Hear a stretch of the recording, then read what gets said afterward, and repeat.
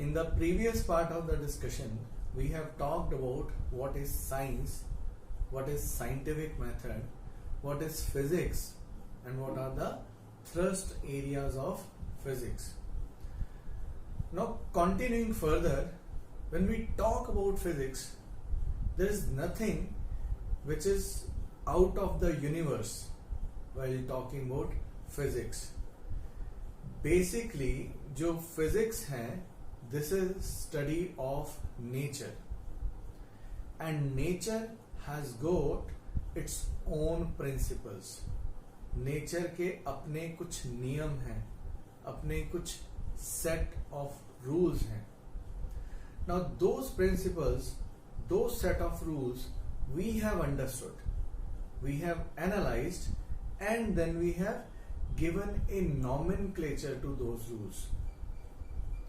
Now out of that particular thing, we have identified that this whole working of the nature is based on four fundamental forces which we have already discussed in a previous class. तो चार forces कौन कौन सी हैं? Gravitational force, electromagnetic force, strong nuclear force and weak nuclear force. हम लोगों ने उन सभी फोर्सेस के कैरेक्टरिस्टिक्स को भी एनालाइज करा था और उनकी स्ट्रेंथ्स का कंपैरिजन भी एक दूसरे से करा था. You can C I have already mentioned the comparison of the strengths of these four forces, जो आप लोगों को 1 मार्क के लिए याद रखना है. On the similar line, there are certain laws which have been made, which have been defined, जो हम लोगों को इस पूरी फिजिक्स को समझने में मदद करते हैं. फिजिक्स से मेरा मतलब है they help us to understand nature. Now those laws which in initial days of our understanding of physics, that means in class 11th and 12th, जो हम लोग पढ़ेंगे जिन लॉज को, they are basically conservation laws. Now what do we mean by conservation? Conservation means that the total of the thing remains constant if there is no external factor which is influencing a given system. Now we have made those conservation laws as, or we have to study those conservation of laws under the headings of law of conservation of mass, law of conservation of energy, law of conservation of linear momentum, law of conservation of angular momentum, and law of conservation of charge. Now, law of conservation of mass states that total mass of this universe will always remain constant, though it can be transferred from one object to another object. एक object से दूसरे object पे हम मास का transfer कर सकते हैं, but the total mass of the universe will always remain constant. On the same line, law of conservation of energy is also defined, which states that the total energy of the universe will always remain conserved. Energy can neither be created nor be destroyed. Right? Similarly, we have got another law, that is law of conservation of linear momentum. Now what do we mean by momentum? So it is defined as the product of mass of an object with its velocity. Momentum is a physical quantity which is there in an object when it starts moving. So if there is no external force acting on a system, then the total momentum of the system will always remain conserved. And then we have got conservation of angular momentum, which is applicable for objects doing rotational motion. Now in that particular case, अगर हमारे पास net external torque किसी भी object पे लगने वाला 0 है, तो जो टोटल एंगुलर मोमेंटम है सिस्टम का, that will always remains 0. And the last conservation laws is of charge, which states that total charge of this universe will always remain constant. That means net charge of the universe is zero. Charge can neither be created nor be destroyed. It can be transferred from one object to another object. आप लोगों ने शायद ये ना समझ लिया हो कि मैं सिर्फ इनकी ऐसे ही बोल के definitions I just go way. No, as and when we will get the opportunity, in laws को we will try to understand in detail. हम लोग इनकी प्रैक्टिकल एप्लीकेशंस, इनके प्रैक्टिकल एस्पेक्ट्स, कौन कौन से फिनोमिना जो इन लॉस के बेसिस पे होते हैं, वो सारा हम आगे बढ़ के समझेंगे. सो इनिशियली ये मैंने आपको एक बारी ओवरव्यू दिया है. You are already knowing this particular thing. तो यहां तक जो हमारा यूनिट 1 का चैप्टर 1 है, उसकी जो डिस्कशन है, that is done. Now, in the next part of our discussion, we will try to understand a new terminology. अब हमारे सराउंडिंग्स में we see phenomena, and along with the phenomena we see objects. Now, phenomena as well as objects, they have got certain characteristics within them.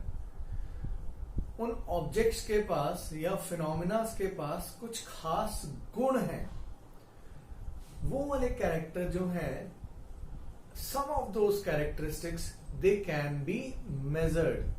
कुछ characteristics को हम लोग measure कर सकते हैं, and some of the characteristics they can not be measured. उनको नहीं major करा जा सकता. सो let us first try to understand ki what are those characteristics in and around our nature. Now, I'll be quoting few examples. Suppose I have got these objects in front of me. अब आप इन objects में किस चीज के बारे में कल्पना, इनके कौन से कैरेक्टर के बारे में आप कल्पना कर सकते हैं. तो अगर आप ध्यान से देखेंगे तो एक पॉइंट जो आपके मन में आएगा, definitely that will B of colour. But right now I am not talking about that colour. तो दूसरा क्या आएगा? यस, दूसरा आएगा कि ये वाला जो ऑब्जेक्ट है इट इज स्मॉलर, और ये वाला जो ऑब्जेक्ट है दिस इज लॉन्गर. तो इन दोनों में एक फिजिकल कैरेक्टरिस्टिक का डिफरेंस है. That is something which we call length. Or length, we all know that this is something which we can measure. Now, in the next example, I have taken two objects. और अब इन objects को I'll be just doing like this. And what I felt कि ये नीचे की तरफ चला गया and this is on the upper side. अब आप किस चीज की कल्पना कर रहे हैं when I am thinking like this or doing like this? Yes. Now you will be thinking about कि somebody is heavier and this is lighter. तो इस समय you are thinking about another characteristic, that is something which we call as mass. On the similar line, suppose if I take this glass of water. अब मैंने इस glass of water में अपनी finger को dip करा. I am shivering. मुझे ठंडा महसूस हुआ. And then I have got another glass of water with me, this glass. And when I dip my another finger in this, it gives me a shock. एकदम से मुझे झटका सा लगा. So now which physical characteristic of objects you can think of? Yes, here हम लोगों ने ठंडे और गर्म की पहचान करी. Now this relates with the temperature. So temperature is such characteristic of objects which can be measured. तो इस तरह से हम लोगों ने नेचर में फिनोमिनास, क्वांटिटीज, उनको देखा, ऑब्जेक्ट्स को देखा, फिनोमिनास को समझा और उनके अलग अलग कैरेक्टरिस्टिक्स को एक्सप्लोर करा. उन कैरेक्टरिस्टिक्स में कुछ कैरेक्टरिस्टिक्स ऐसे हैं विच कैन बी मेजर्ड और कुछ ऐसे भी होंगे जिनको हम लोग मेजर नहीं कर सकते। तो वो वाले कैरेक्टरिस्टिक्स जो हम लोग मेजर कर सकते हैं उनके लिए हम लोगों ने टर्मिनोलॉजी बनाई है physical quantity. Now what do we mean by physical quantity? तो अगर इसको फॉर्मली डिफाइन करना है तो किस तरह से डिफाइन करेंगे? सो आंसर इज कोई भी चीज ऐसी जिसको हम लोग मेजर कर सकें, फिजिकली मेजर कर सकें और जो फिजिक्स के रूल्स को फॉलो करती है, that will be called as a physical quantity. अब हम लोगों ने जब नेचर को एक्सप्लोर करने के बाद फिजिकल क्वांटिटीज को एनालाइज करा तो कुछ तो मैंने आपको एग्जांपल दे ही दी, कुछ और भी मन में आई, जैसे इमोशंस। इमोशंस में प्यार, गुस्सा। मुझे किसी बात पे अभी गुस्सा आ रहा है, तो कितना गुस्सा आ रहा है उस चीज को हम लोग मेजर नहीं कर सकते। तो ये जो गुस्सा है ये एक फिजिकल क्वांटिटी नहीं है। मैं किसी से बहुत प्यार करता हूं, कितना प्यार करता हूं इस चीज को हम लोग मेजर नहीं कर सकते। So this love is not a physical quantity. तो इमोशंस का फिजिक्स में कुछ ज्यादा लेना देना नहीं है। तो हम लोगों ने जो फिजिकल क्वांटिटीज लिस्ट डाउन करी हैं उनमें कुछ मैंने आपके सामने लिखी हुई हैं, you can see. First is length, then mass, then time, temperature, amount of a substance, current, luminous intensity. अब आप देख सकते हैं कि यहाँ पे टेबल और categorisation of physical quantity has been made. Now what is this? We talked about the first characteristic कि दो ऑब्जेक्ट्स में लेंथ का डिफरेंस हो सकता है ना? तो लेंथ को हम लोगों ने समझा कि वो एक फिजिकल क्वांटिटी है। अब suppose when I go into a market and I need to buy cloth, मुझे कपड़ा लेना है, तो I go to the shopkeeper and ask him कि please give me 2 kg of cloth, 2 kilogram कपड़ा दे दो। So then he will definitely get confuse because जो कपड़ा है वो किलोग्राम में नहीं मिलता। Now kilogram is the measure of mass. तो कपड़ा denotes length and kilogram denotes मास। तो हम लोग लेंथ को मास के टर्मिनोलॉजी में एक्सप्रेस नहीं कर सकते। लेट अस अज्यूम कि मुझे मार्केट में जाके शुगर बाय करनी है। So if I go to the shopkeeper and tell him कि give me 5 metre of sugar, so this is a non genuine question. इस क्वेश्चन की कोई सेंस नहीं बनती। दैट मीन्स कि जब हम लोगों ने मास को एक्सप्रेस करना है तो मास को हम लोग लेंथ की टर्मिनोलॉजी में एक्सप्रेस नहीं कर सकते। दैट मीन्स कि फिजिक्स में बहुत सारी क्वांटिटीज ऐसी हैं जो सेल्फ एक्सप्रेसिव है। सेल्फ एक्सप्रेसिव का मतलब कि उनको एक्सप्लेन करने के लिए हम लोग किसी और की मदद नहीं ले सकते। जैसे मास के बारे में बताने के लिए हम लोग लेंथ की मदद नहीं ले सकते। टाइम के बारे में बताने के लिए हम लोग टेम्परेचर की मदद नहीं ले सकते। तो वो वाली क्वांटिटीज जो सेल्फ एक्सप्रेसिव है, जो इंडिपेंडेंट है, उन फिजिकल क्वांटिटीज को हम लोग फंडामेंटल फिजिकल क्वांटिटीज बोलते हैं, राइट? और वो वाली क्वांटिटीज जो इन फंडामेंटल से बनती हैं उनको हम लोग डिराइव्ड या ऑब्टेन्ड क्वांटिटीज बोलते हैं। जैसे अगर हम लोग इस रूम की डायमेंशंस की बात करें तो इस रूम में वहां से यहां तक लेंथ है और फिर यहां से उस तरफ तक लेंथ है।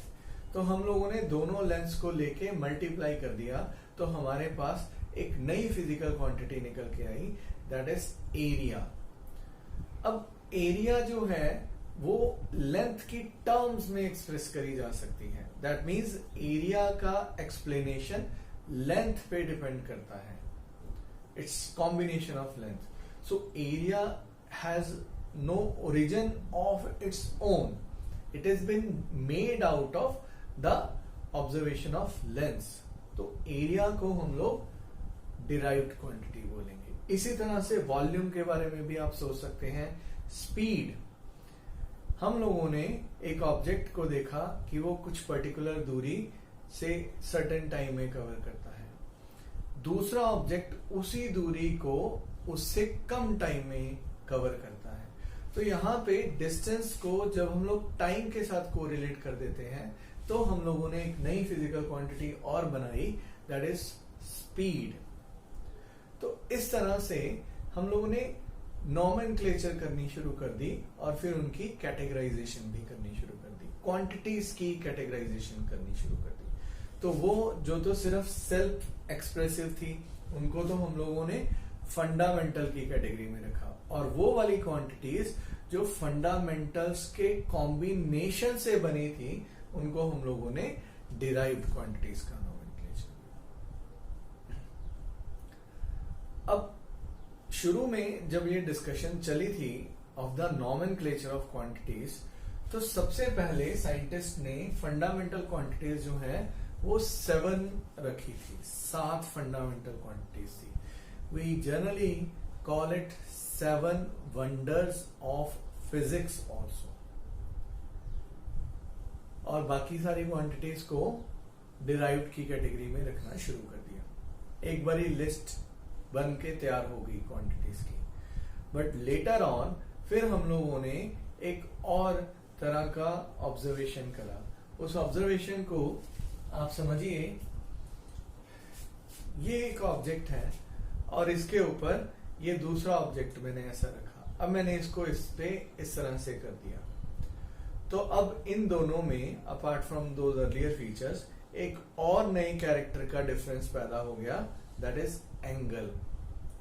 तो हम लोगों ने ढूंढा कि एंगल भी एक नई क्वांटिटी है जो किसी और में एक्सप्रेस नहीं करेगा. तो उस एंगल को जो दो लाइंस के बीच में बनता है इस तरह से लाइक, तो इस एंगल को हम लोगों ने नाम दे दिया प्लेन एंगल. क्वांटिटी का नाम दे दिया प्लेन एंगल. इसी तरह से एक सॉलिड स्फीयर के सेंटर पे उसका एक यूनिट एरिया जब पर्टिकुलर एंगल बनाएगा उसको हम लोगों ने नाम दिया सॉलिड एंगल. तो ये वाली जो क्वांटिटीज बाद में सोची गई और जो मतलब सेल्फ एक्सप्रेसिव थी, जिनको हम लोग इनमें से किसी में भी एक्सप्रेस नहीं कर पा रहे थे, इनको भी हम लोग फंडामेंटल की कैटेगरी में रखना चाहते थे. But since list was already finalised तो हम लोगों ने इन दो क्वांटिटीज को सप्लीमेंट्री क्वांटिटीज का नाम दे दिया. ठीक है. Now the detailed discussion of these quantities will be doing subsequently. हम जब आगे बढ़ेंगे तो इन क्वांटिटीज की डिटेल्ड डिस्कशन, जैसे मैंने आपको बोला कि प्लेन एंगल क्या है, सॉलिड एंगल, सिंपल सी डेफिनेशन बोल के मैं निकल गया, बट इसको डिटेल में हम लोग और आगे समझेंगे कि what exactly we mean by them. ठीक है. तो अभी के लिए यू हैव अंडरस्टूड कि what do we mean by physical quantity, how many types of physical quantities are there, means they have been categorized into 2 types. One is fundamental, then derived. Fundamental में we have got 7 quantities: mass, length, time, temperature, amount of a substance, luminous intensity, and then current. One current is also there. And then जितनी भी बाकी सारी physical quantities हैं, they will be termed as derived. ये वाली जो 2 quantities थी ये बाद में डिस्कवर करी गई थी. So they are named as supplementary quantities. और कौन कौन सी हैं? Plain angle as well as solid angle. In the next part of the discussion we will be talking about the standard measurement of a physical quantity which is called as a unit.